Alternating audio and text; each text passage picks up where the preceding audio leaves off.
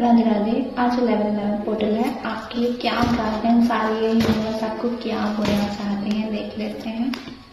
आपकी लाइफ में कुछ चीज़ें आ रही हैं, यूनिवर्स खुद भेज रहे हैं, या आप दो ऐसी स्थिति में हो सकते हैं जहाँ आप कंफ्यूज हैं एक जगह चलने के लिए, या आप बहुत ज़्यादा स्मार्ट, बहुत ज़्यादा यूनिक और इंटेलिजेंट बनने वाले हैं, अपनी ही स्किल में मास्टर बनने वाले हैं।